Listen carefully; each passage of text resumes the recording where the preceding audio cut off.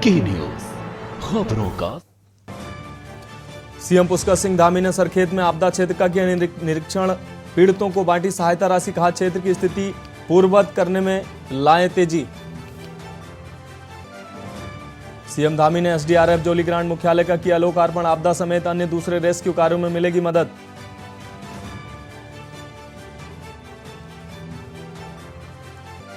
कांग्रेस के वरिष्ठ नेता पीएल पूनिया ने 16 घंटे से अधिक समय की बैठक की, कांग्रेस आलाकमान ने आंतरिक विवाद को लेकर विवाद को हल करने की सौंपी जिम्मेदारी। केदारनाथ धाम में अगले कुछ दिनों में बर्फबारी के चलते सभी जिलों में अलर्ट, सचिव आपदा प्रबंधन ने संबंधित विभागों को समन्वय स्थापित करने के दिए निर्देश। चारधाम यात्रा को देखते हुए यातायात के मद्देनजर 4000 से अधिक पुलिसकर्मी सहयोगी बल तैनात, पार्किंग से लेकर यात्रियों को रास्ता दिखाने की जिम्मेदारी। भाजपा सभी 70 विधानसभा सीटों पर 15 मई से जनसंवाद कार्यक्रम करेगी शुभारंभ, लोकसभा के सांसद कमजोर 25 विधानसभा पर करेंगे मंथन। आप देख रहे हैं की न्यूज खबरों का सारथी।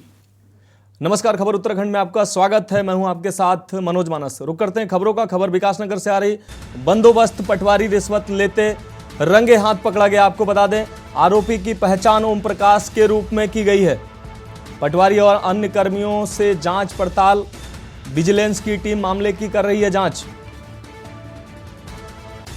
तो विकासनगर से इस वक्त की बड़ी और अहम खबर, विजिलेंस टीम मामले की कर रही है जांच। बंदोबस्त पटवारी रिश्वत लेते रंगे हाथ गिरफ्तार किया गया है। तहसील विकासनगर की यह घटना बताई जा रही है। साथ ही ओम प्रकाश नाम का यह पटवारी बताया जा रहा है। कर्मियों से जांच पड़ताल की जा रही है। तो इस वक्त की अहम खबर, पटवारी और अन्य कर्मियों से जांच पड़ताल की जा रही है। विकासनगर से अहम खबर, बंदोबस्त पटवारी रिश्वत लेते रंगे हाथ गिरफ्तार किया गया है। आरोपी की पहचान ओम प्रकाश के रूप में की गई है। बात अगली खबर की। उत्तराखंड में शुरू हुई चारधाम यात्रा पूरी तरह से धार्मिक यात्रा है।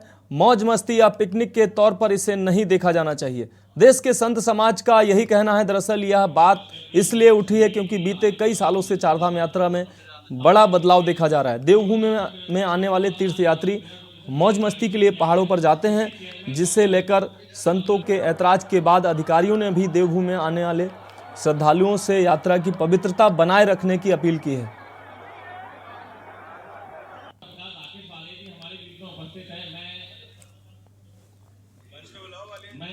तीर्थ स्थान की दृष्टि से देखा जाना चाहिए। वहाँ उसी तरह के लोगों को प्रवेश देना चाहिए, और जो मौज मस्ती करने के लिए घर से निकले हुए हैं वो भी अच्छे हैं उनको, लेकिन दूसरे स्थान पर जहाँ पर मौज मस्ती का वातावरण बनाया जा सके वहाँ बना करके उनको वहाँ भेजना चाहिए। तीर्थ स्थानों में ही मौज मस्ती दोनों ठीक नहीं है। वो तीर्थ स्थान तपस्या का स्थान है।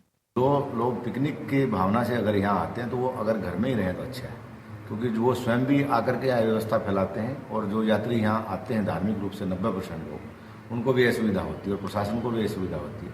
तो पिकनिक का ये मनोरंजन का विषय नहीं है, ये आत्मरंजन का विषय है।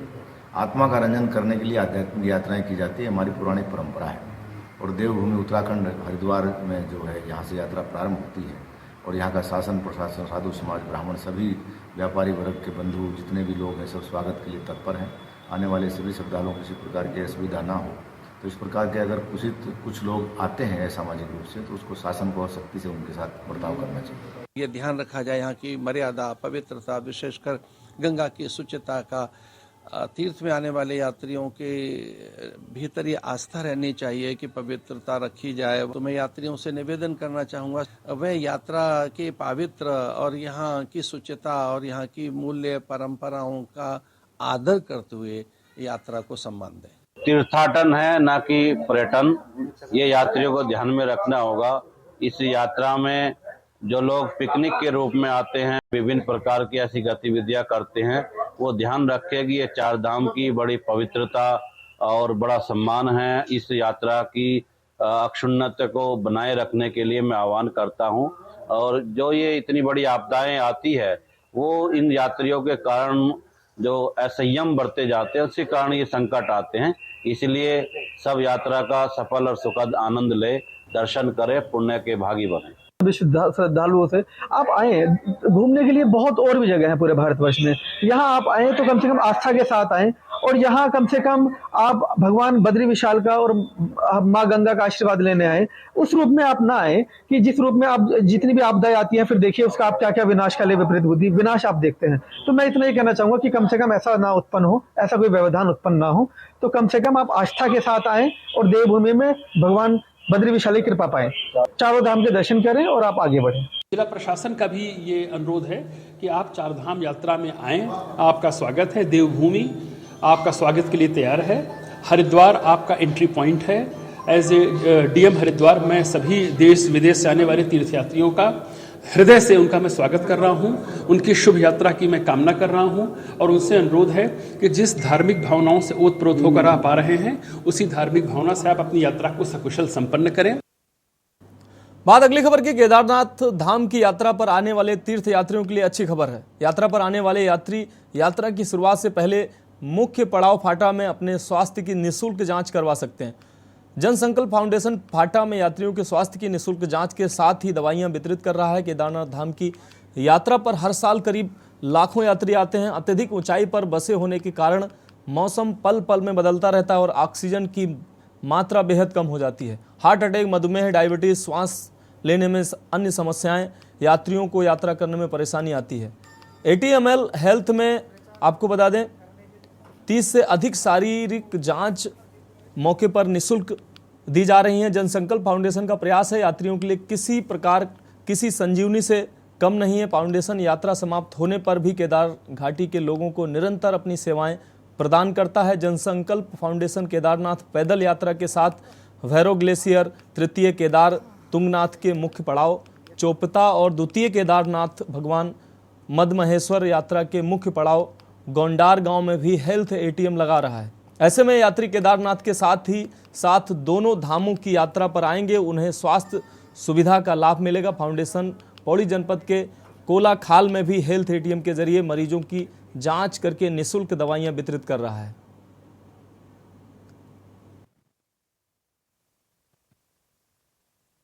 देखिए, ये जनसंकल्प स्मार्ट क्लिनिक हमने पिछले साल 4 मई को यहाँ पे स्टार्ट किया था। तब से लेके अब तक हम यात्रियों को और जो यहाँ के रहने वाले लोकल लोग हैं उन सब लोगों को हम निःशुल्क दवाइयाँ और निःशुल्क टेस्ट प्रोवाइड करा रहे हैं।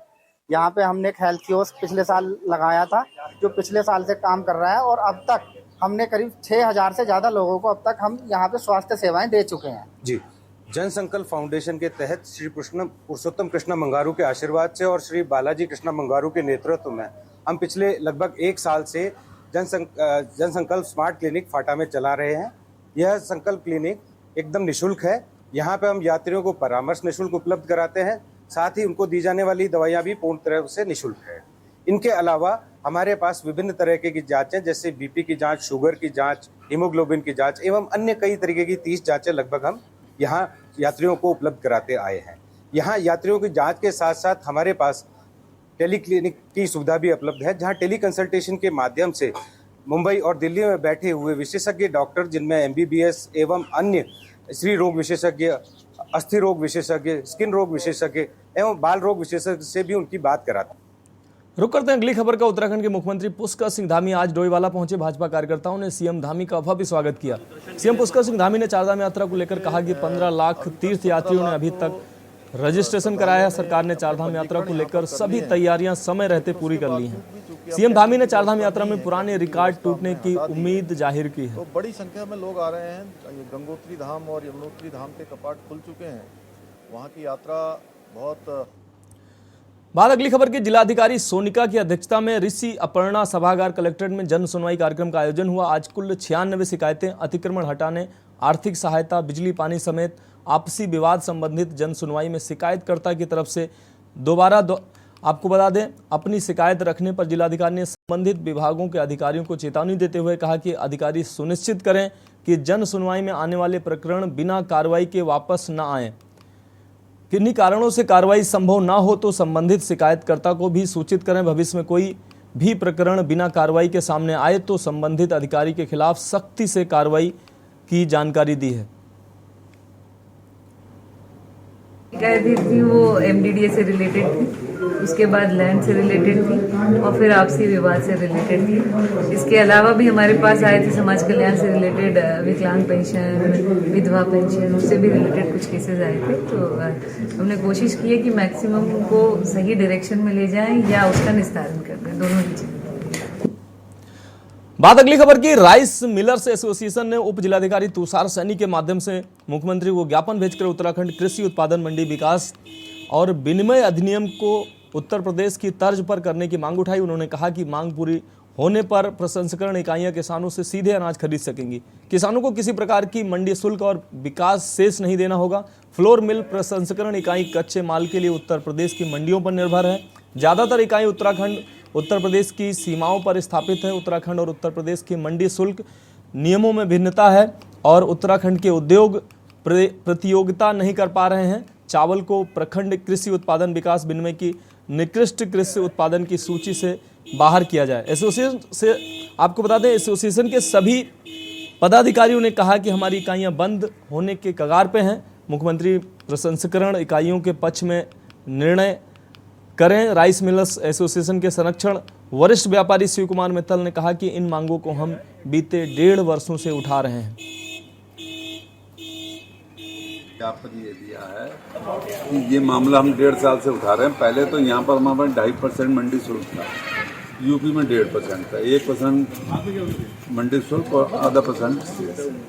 अब वो बात तो खत्म नहीं है। अब दूसरा एक नया सगुफा आ गया 4-5 दिन से। गवर्नमेंट, यूपी गवर्नमेंट ने जीओ कर दिया कि काश्तकारों से 6,000 रुपये जो परचेज होगी वो टोटली मंडी शुल्क फ्री है। अब उसके कंपटीशन में हम कहाँ रह पाएंगे। एक बार बताओ, 1.5% वहाँ दे के आए और फिर 2.5% यहाँ दें, वो फ्री में। तो एक एक चीज़ में 200, 250, 300 रुपये क्विंटल जो है, जो टैक्स पड़ेगा वो कौन बियर करेगा। कोई हमारे मिलें तो बंद हो ही जाएंगे अपने आप। राइस मिल एसोसिएशन की तरफ से माननीय मुख्यमंत्री जी को हमारे माध्यम से प्रेषित किया गया है, जिसमें जो है मंडी शुल्क को कम करने के लिए या माफ करने के लिए अनुरोध किया गया है। ज्ञापन हमने प्राप्त कर लिया है, माननीय मुख्यमंत्री जी को आज ही डाक के माध्यम से प्रेषित कर दिया गया। बात अगली खबर की। खबर हल्द्वानी से। हल्द्वानी पुलिस ने 43 लाख कीमत के करीब 328 मोबाइल को रिकवर किया है। सभी मोबाइल अलग अलग कंपनियों के हैं। खोया मोबाइल वापस पाकर लोगों के चेहरे पर मुस्कान देखने को मिला। आपको बता दें, एसएसपी नैनीताल के मुताबिक कुल 43 लाख के मोबाइल पुलिस ने ढूंढ निकाले हैं। यूपी, राजस्थान, उत्तराखंड, दिल्ली समेत अन्य राज्यों से ये मोबाइल चोरी किए गए थे। एसएसपी नैनीताल ने बताया कि 2016 में मोबाइल ऐप का गठन हुआ था। वर्तमान में 5,262 मोबाइल रिकवर किए जा चुके हैं। साल 2022 में कुल 1,500 मोबाइल अब तक रिकवर हुए हैं। बरामद मोबाइल की अनुमानित कीमत 2.5 करोड़ रुपए के आसपास है। नवंबर में हमारा पूजा गौड़ का, मेरी बेटी का फोन गुम हो चुका था। तो अभी 3 दिन पहले हमें कंप्लेन आई कि आपका फोन मिल चुका है, आप आके ले जा सकते हैं। तो आज हमें बहुत खुशी हुई कि हमारा फोन मिला। 28 मोबाइलों की रिकवरी अभी तक हुई है और इसकी कीमत 45,31,000 रुपया टोटल है। पिछले वर्ष 1,500 मोबाइल रिकवर हुए थे, जिनकी कॉस्ट 2.5 करोड़ से ऊपर थी। और जब से हमारी ये टीम बनी है 2016 से, तब से 6.25 करोड़ रुपए की अभी तक मोबाइलों की रिकवरी हो चुकी है। टीम द्वारा जो सराहनीय कार्य लगातार किया जा रहा है, क्योंकि ये लगभग भारत के सारे स्टेटों से जो है मोबाइल रिकवर करके लाए जा रहे हैं। इनके जो सराहनीय कार्य के लिए मेरी तरफ से 5,000 रुपए के इनाम की घोषणा की। कितने का टोटल इसमें रिकवर हुआ? इसमें 43,31,000 रुपए की टोटल रिकवरी हुई। उत्तराखंड की खबरों में वक्त एक ब्रेक का, जल्द लौटते हैं। ब्रेक के बाद आपका स्वागत है। बात करते हैं अगली खबर का। डीआईजी और एसएसपी की संयुक्त कार्रवाई में लूट हत्या का खुलासा हुआ है और आरोपी युवक को गिरफ्तार भी किया गया। युवक की पहचान सूरज साहनी निवासी केशवपुरी बस्ती के रूप में की गई है। पुलिस ने बताया कि डोईवाला के सेंगू पुल पर आरोपी ने वारदात को अंजाम दिया है। हमले में कार चालक की अस्पताल में उपचार के दौरान मौत हो गई। डीआईजी ने डोईवाला प्रभारी निरीक्षक राजेश शाह और पुलिस टीम को 10,000 रुपए का इनाम देने की भी घोषणा की।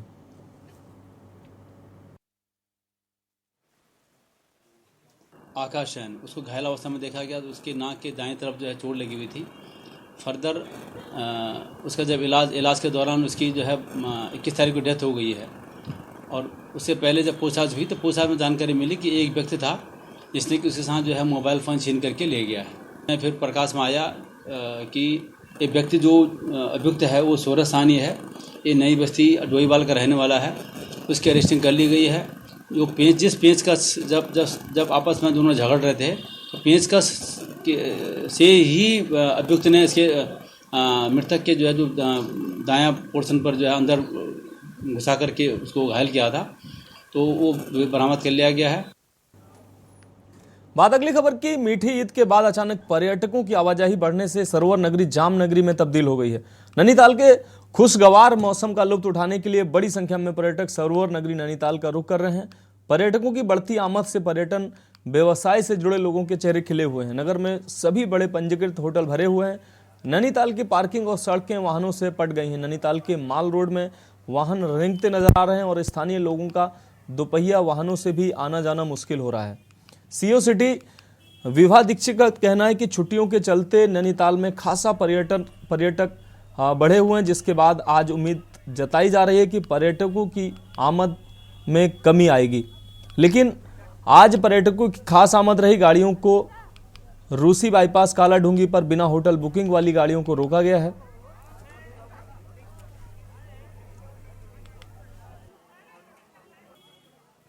ताकि आज जैसे एक्सपेक्टेड था कि काफ़ी ज़्यादा एग्जिट होगी, लेकिन एग्जिट के साथ साथ उससे ज़्यादा मात्रा में टूरिस्ट जो हैं आज भी यहाँ पे नैनीताल घूमने आ रहे हैं। और क्योंकि अभी हमारे पास पार्किंग की सफिशिएंट व्यवस्था है अंदर, तो इसीलिए हम लोग कोशिश कर रहे हैं कि जो टूरिस्ट है उनको यहीं पे पार्किंग की व्यवस्था मिले और उनकी जो गाड़ियाँ हैं वो रुके ना, जाम की स्थिति ना बने, गाड़ियाँ चलती रहें। ऐसा नहीं है, कल भी जैसे बाइक्स की मात्रा बहुत ज़्यादा थी तो उनको काठ गोदाम, काला डूंगी और हमारा रूसी और नारायण नगर सभी जगह पे चेक करके और जिनकी बुकिंग्स है उस हिसाब से देख के और जो अराजक तत्व हैं उनको वहीं पे रोक के उसके बाद ही कंट्रोल किया गया है। नहीं तो यहाँ पे स्थिति शायद और बुरी हो सकती थी, लेकिन हम लोगों ने उसको बहुत अच्छे से कंट्रोल करा है। हमारी फोर्स ने स्पेशली रूसी पे और नारायण नगर पे उनको अच्छे से कंट्रोल किया है। खबर हल्द्वानी से। हल्द्वानी में जिला प्रशासन और नगर निगम ने संयुक्त रूप से अतिक्रमण हटाओ अभियान शुरू करने वाले हैं। शहर में अतिक्रमण में फुटपाथ पर भी अतिक्रमणकारियों ने कब्जा कर लिया है और दुकानदार सड़कों पर अपनी दुकान सजा रहे हैं।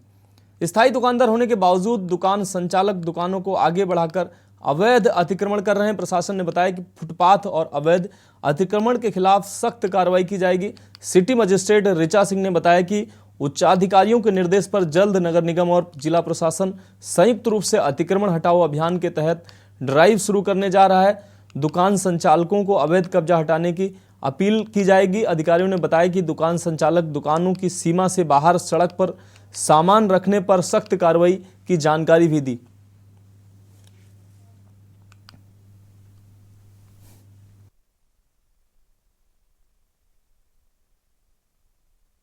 व्यापारियों द्वारा जो सामान फुटपाथ पे और अपनी दुकानों के सामने निकाला जाता है और जो फेरी के लोग हैं, फल व्यवसायी हैं, ठेले वाले हैं, वो सड़कों पर के किनारे जो अपना ठेला लगा करके अस्थायी और सामानों को ज़मीन पर रख करके व्यवसाय करने लगते हैं, उससे स्थितियाँ प्रभावित होती हैं, ट्रैफिक जाम भी होता है और लोगों को यातायात में बाधा उत्पन्न होती है।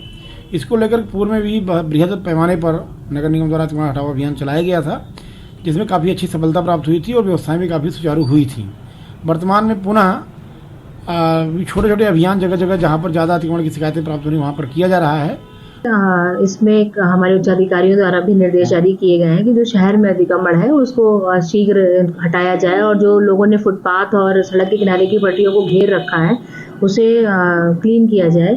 तो इसके लिए इसमें नगर निगम और पुलिस प्रशासन के साथ वार्ता हो चुकी है और इसमें शीघ्र ही अनाउंसमेंट अभी शुरू कर दिया गया है। जो लोग सड़क पट्टियों के किनारे हैं ये अपील है कि वो अपना सामान हटा लें, क्योंकि अब इसमें जो हमारी ड्राइव हमारे और नगर निगम के द्वारा इसमें चलाई जाएगी, सामान भी जब्त होगा और चालान की भी कार्रवाई की जाएगी, क्योंकि रोडों पे जो फुटपाथ हैं वो चलने के लिए हैं और उसका प्रयोग चलने के लिए ही किया जाएगा। खबर नैनीताल से, जहां डिग्री कॉलेज के छात्र संघ की ओर से उमंग चरण छात्र संघ अभिनंदन समारोह में छात्र छात्राओं ने संस्कृत कार्यक्रम की प्रसिद्धि की समारोह का शुभारंभ हुआ।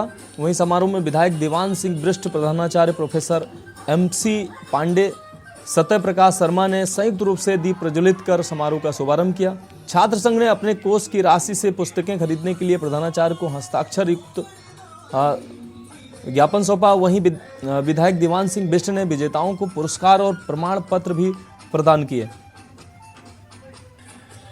संघ का एक समारोह है उमंग तरंग। हर वर्ष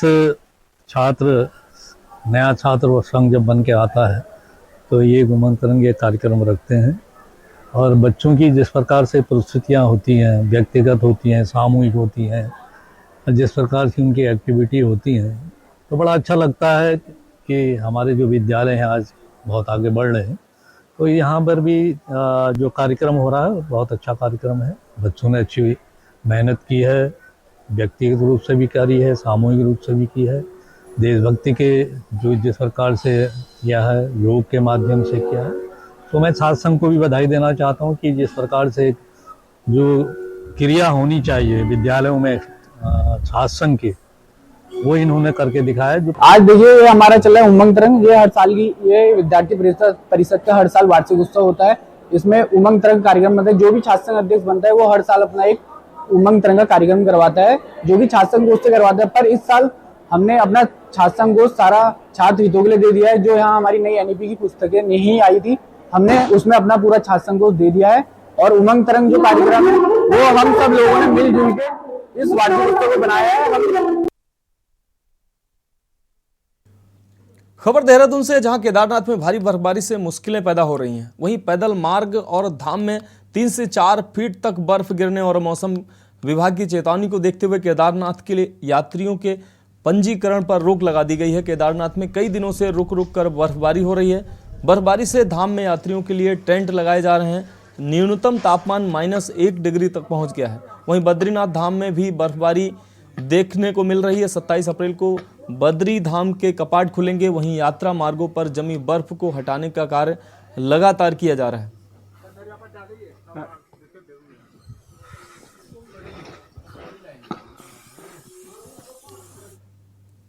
खबर हरिद्वार से है, जहां राजस्थान में कांग्रेस में गुटबाजी देखने को मिल रही है। सचिन पायलट मुख्यमंत्री अशोक गहलोत के विरोध में खुलकर खड़े हो गए हैं। कांग्रेस की गुटबाजी ने आला कमान के माथे पर भी पसीना ला दिया है। कई कांग्रेस के वरिष्ठ नेता अशोक गहलोत के समर्थन में दिख रहे हैं तो कई नेता सचिन पायलट के। अब कांग्रेस के राष्ट्रीय प्रवक्ता और वरिष्ठ कांग्रेसी नेता प्रमोद कृष्णम ने सचिन पायलट को राजस्थान का मुख्यमंत्री और प्रियंका गांधी को कांग्रेस पार्टी की कमान देने की बात की है। तो वहीं कांग्रेस के वरिष्ठ नेता हरीश रावत ने कहा कि इसका फैसला राजस्थान के प्रभारी करेंगे। वहीं कांग्रेस के राष्ट्रीय प्रवक्ता और वरिष्ठ नेता प्रमोद कृष्णन का कहना है कि सचिन पायलट को राजस्थान का मुख्यमंत्री आला कमान को बनाना चाहिए।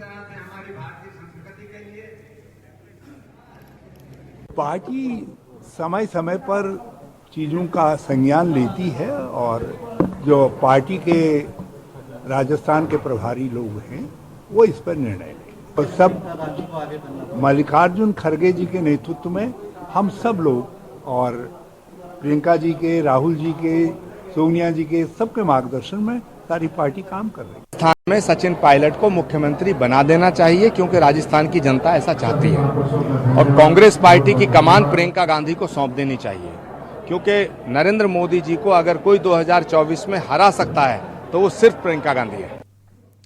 खबरों में अभी के लिए इतना ही। मुझे दीजिए इजाजत और आगे आप देखिए कि न्यूज इंडिया का विशेष कार्यक्रम मंथन हमारे प्रधान संपादक दुर्गेन चौहान जी के साथ।